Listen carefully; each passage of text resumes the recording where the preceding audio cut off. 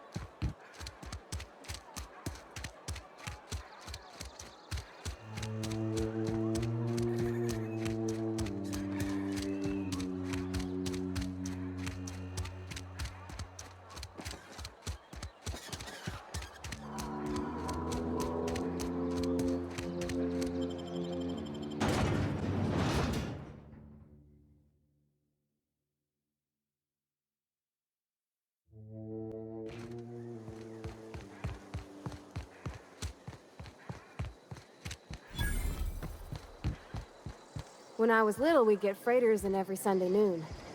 Now they only come but once a month. I love the wind here. Thank the law. I've been requisitioning backup for months. Guess the boss finally came to his senses. You ever swung a truncheon? Let me see your rifling stance.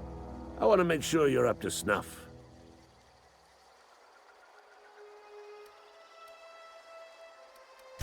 I told Silas I'd pay my dues if he agreed to join the resistance.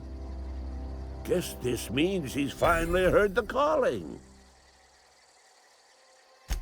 The war, the coming apocalypse, man versus machine. I'm talking about mechanical soldier. Cold, heartless automatons made of iron and lies. Just my luck. I ask for backup and the boss sends me one of them simple folk. All right. Listen real close. Auto-mechanicals. Creatures forged in the fires of malevolence. I seen them over by the old power plant. Clattering about. Firing at the birds. Orchestrating their uprising. When the swarms of mechanicals come clanging on over that hill, where will you be? Cowering beneath your cot? Or standing, shoulder to shoulder with the resistance?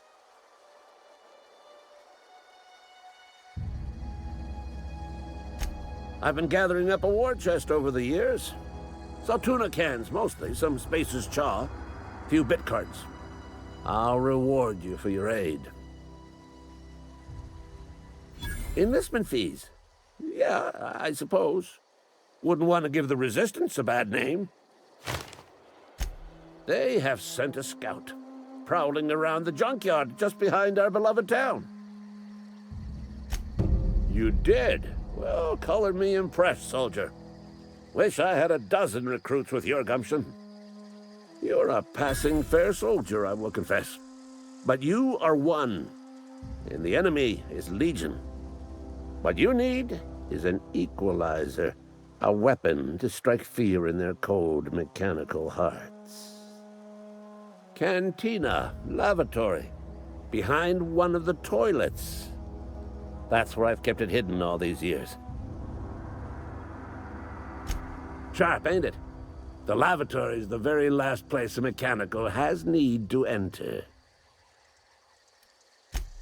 On the double, soldier. Don't want the bartender poking around in there with a mop. Go on. I'm Ludwig Miller, Associate Security Officer for Transportation. Officially? Unofficially? Strictly between you and me. I am the only thing standing between Edgewater and total annihilation.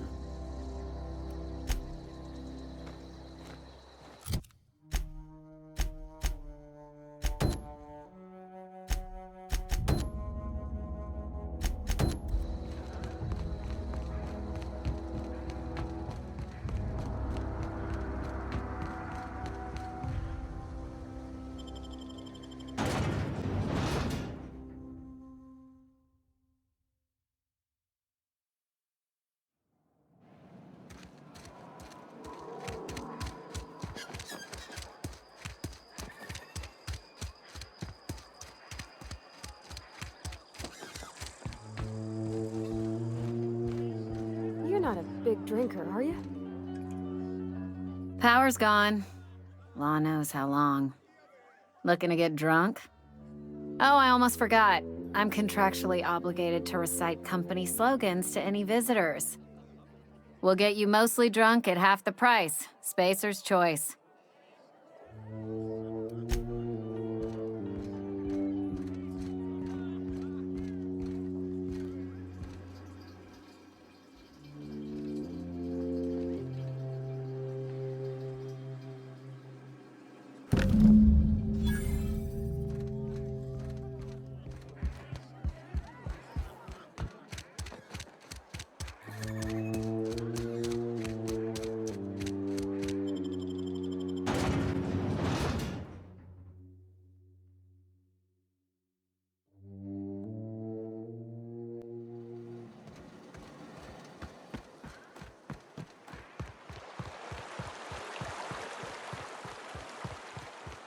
Hey, Miss Parvati.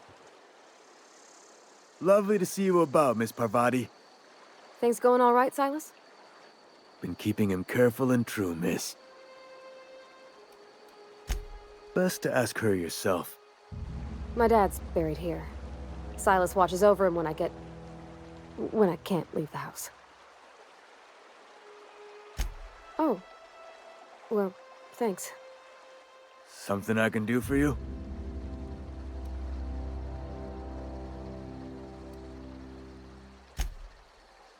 You run into any trouble? Reliable work from a freelancer. That's gonna take some getting used to. And I'll buy you a drink sometime. Suppose you've earned it. One good turn deserves another. Abernathy was sick? With the plague? That's disgusting. I shook hands with the guy. What? No. If I knew he was sick, I would have had him reported. I needed his fees because of his name. A, for Abernathy. He was at the top of my list, you see? Yeah?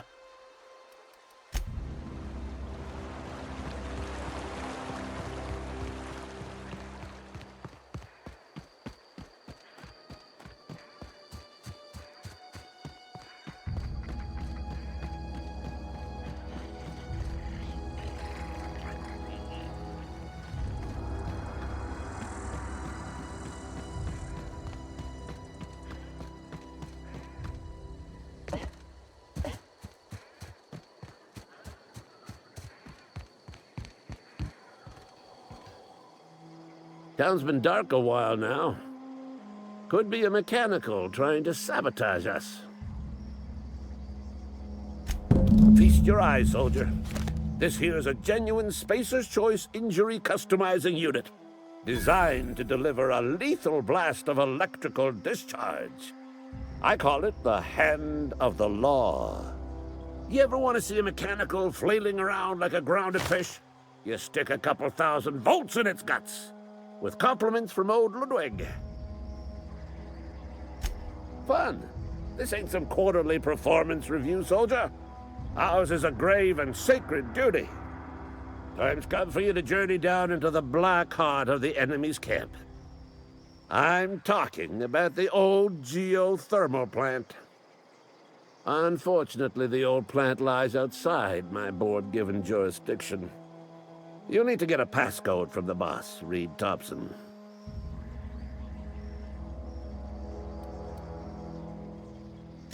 I've been after a passcode for years.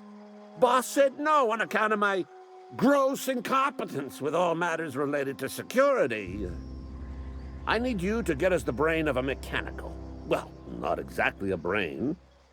Anatomically speaking, what we're looking for is a logic module. Bang up work, soldier. You're a credit to your uniform. Oh, that reminds me. Gotta look into getting us a uniform. So this is it, then. The key to humanity's victory over the mechanical hordes. I would reward you with the gratitude of the Resistance, but I'm guessing you want something tactile. So here's a couple bits for your trouble. And a little something to remember me by.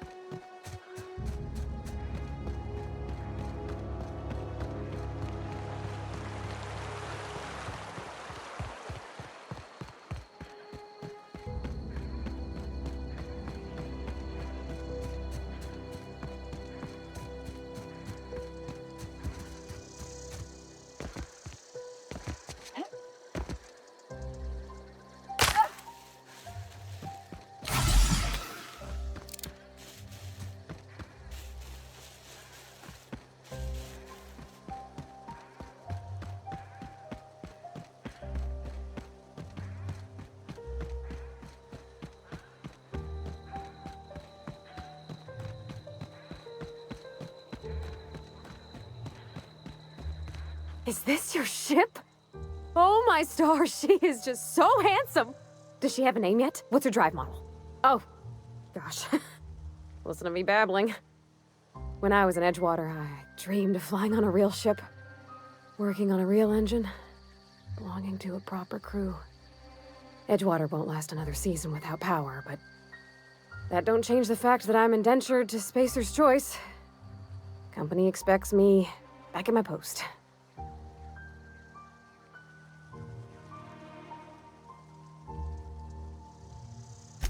I have imagined it, but until you came along, I never thought I had the choice. I want to ask you something, and you can say no. But can I come with you? I could tend to your engine. I know my G-valves for my catalyzers, and I can keep your ship singing. And if you ever need a pair of eyes watching your back, I can do that too. What do you think?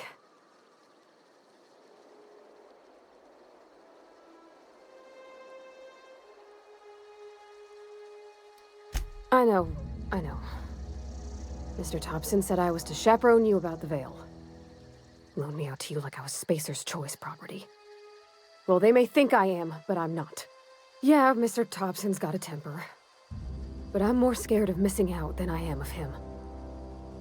I don't want to lose my one chance at seeing the stars.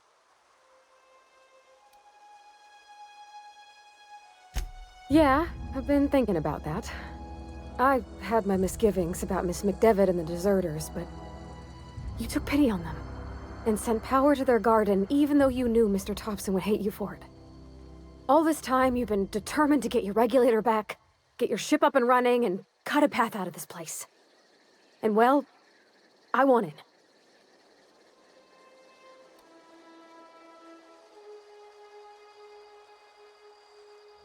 Not much of an Edgewater left to go back to.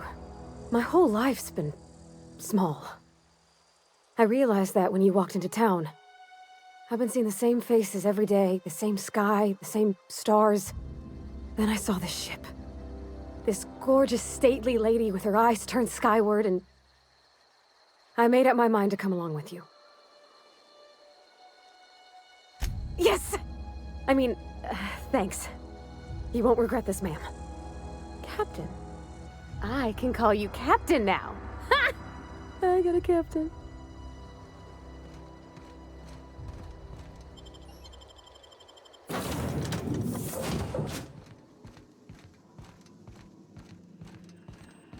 Captain, I have detected that the town of Edgewater is now without power.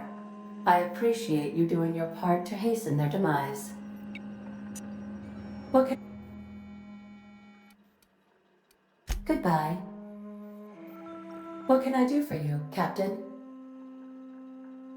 Do you know how to install a power regulator?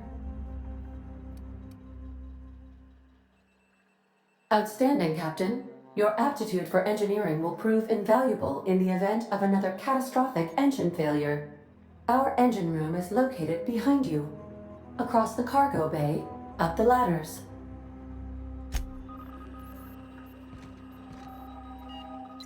Yeah, huh?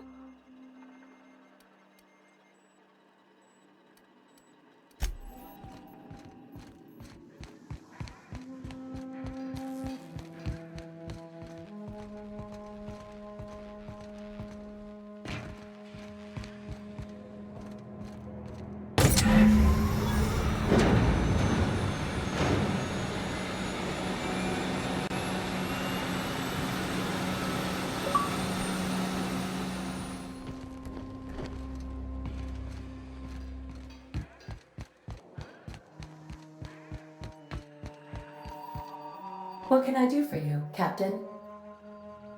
All systems are operating within acceptable parameters.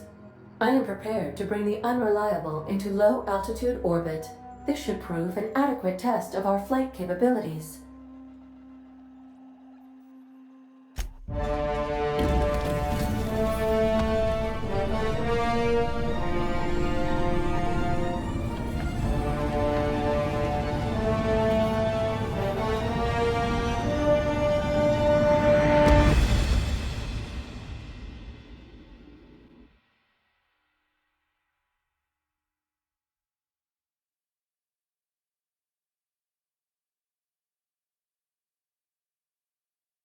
We have received a communication request from Dr. Phineas Wells. Aha, there you are. Hale and hearty, and captain of your own ship. I see you're putting the Unreliable to good use. Shame about her former captain. Horrible way to die. How are you feeling, by the way? I lost track of you in that cave back there. Experiencing any, unnatural drippage? Perfectly normal side effect of thawing, I assure you.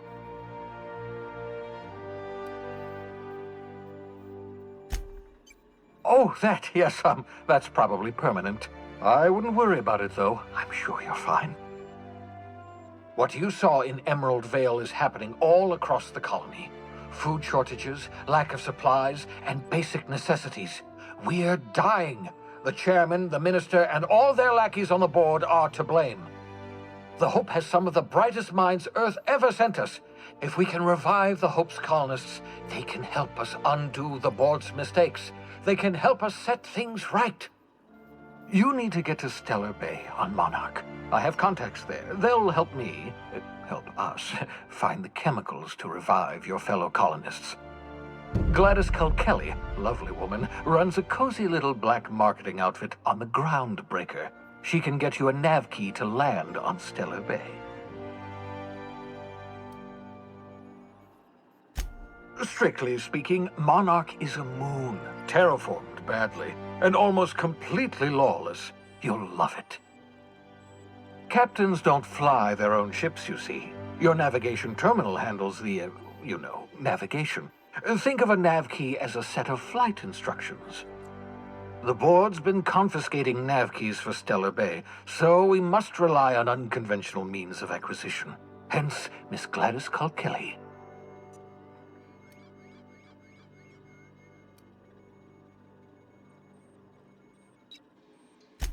Without a skip drive, good luck. You'll be dead before you make it to the nearest star. Look, I admire your optimism, but the sad truth is you're stuck here. You, me, and the rest of this colony. We're all skating precariously around the edge of oblivion together. None of us are leaving Halcyon alive, so we may as well make it a better place, and we can start by reviving the Hope.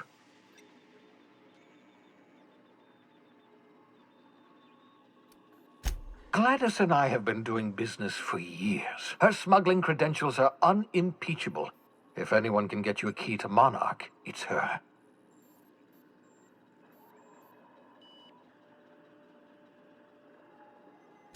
Excellent. I'll send her a wireless. Let her know you're coming.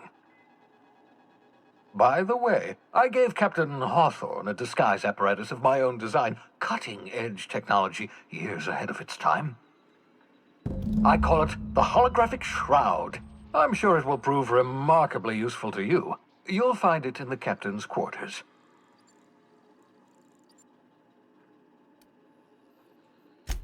Marvelous device. I'm quite proud of myself. The shroud changes the user's appearance to mimic that of another. It has limits. First-generation technology, you see, but promising. Exciting to see it in use at last.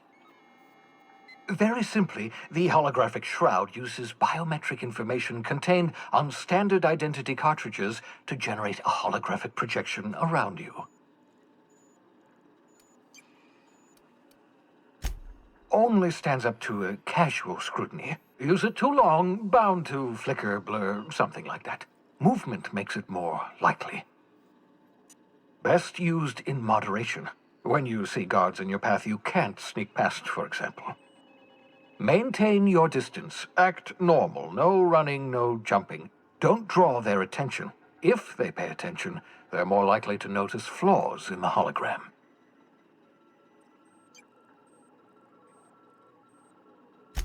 A change of clothes. What is this? Some old spy serial? What inattentive and brainless guard would be fooled by such a shabby disguise? The holographic shroud masks not only your clothes, but your face and fingerprints. It modulates your voice and sweetens your breath.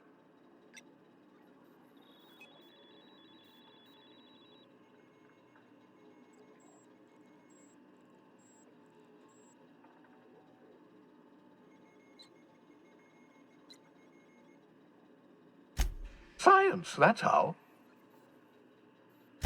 Excellent. I'll contact you once you've found a way to get to Stellar Bay. If you have any questions, come see me in my lab. And remember, don't trust the board. They'll try to win you over with promises of wealth and power, but it's a lie. The board's only interested in filling their own pockets. If we don't put a stop to them, they're going to run this colony to the ground. Transmission ended. If you are ready to depart, please select a destination on your navigation terminal.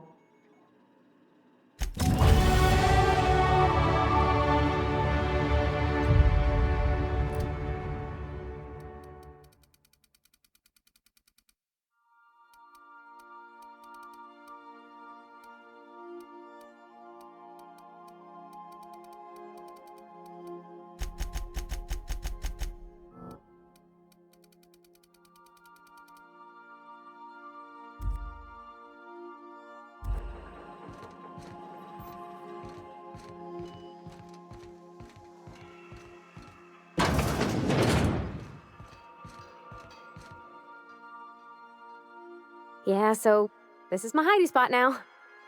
I was looking for a place that was quiet. I figured the kitchen would be louder than the hold, so here I am. Cozy-like, ain't it? That's in pretty good shape considering how hard Mr. Hawthorne ran it. It's a Yakita LHA 120, A2 model, I'm pretty sure. The Block 2 design scooshed in extra cargo space but didn't change the stock engines. Probably a touch underpowered, huh? Accurate in all particulars. I conclude you are Edgewater's board-certified mechanic.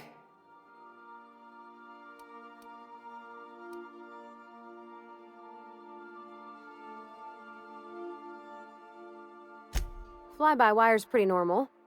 Or leastways, that's what I read in the trades. I've never been on a real ship before.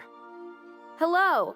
I am not a board-certified mechanic, but my dad was. He taught me all he knew. Do you understand?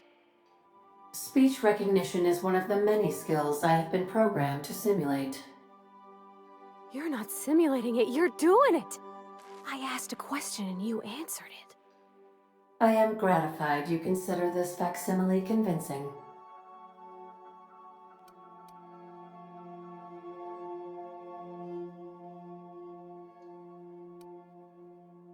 I am at your disposal, Ms. Parvati. You will find the technical schematics in the engineer's locker, though I'm afraid Captain Hawthorne has lost the owner's manual. I don't see any holes in the hull. I'll take a good squint at her, make sure everything's tip-top. But I think we're cooking with plasma torches. You can do that, you know. My dad taught me how to make grilled cheese sandwiches with a plasma torch.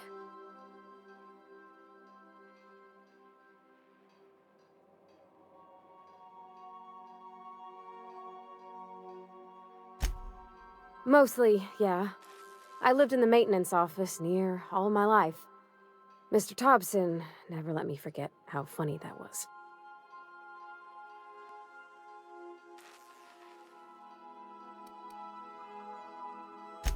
Except for my schooling years, I was always beside him. Or tied to him. He used to carry me about in a sling when I was real little. When I got older, he set me to sorting tools and parts while he worked. Later, he taught me simple fixes like busted crate latches.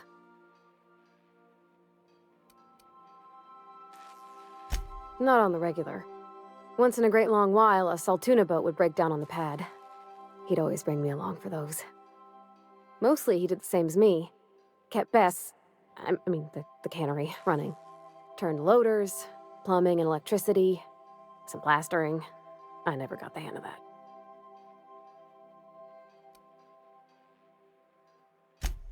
I'm not exactly a model employee. Not like you wanted. The kind that stays quiet and gets the right work done in the right order every day. It's not normal for anyone to do as their parents. You take a vocational test. That decides your schooling and your career. When I tested out for maintenance, everyone figured it was on account of my dad. They were real unhappy with us.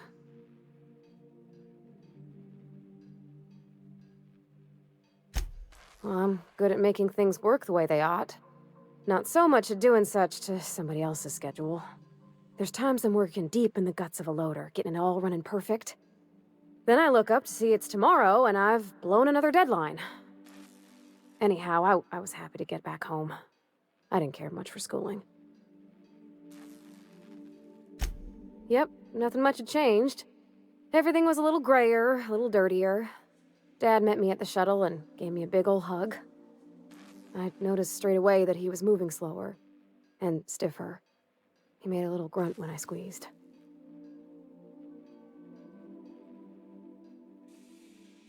About a year. I tried to do more of the work so he could rest. His heart gave him pains. Dad never said that he loved me, you know? I knew on account of him showing it. How he'd stay up late to help with my projects or listen to my fretting. Oh gosh, look at the time. Sorry to bend your ears so long. And I got so much to do before this ship's in decent shape.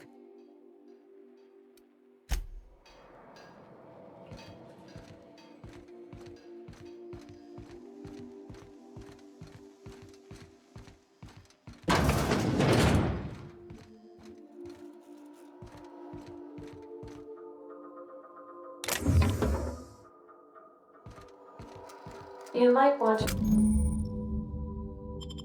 consider changing your clothes more often.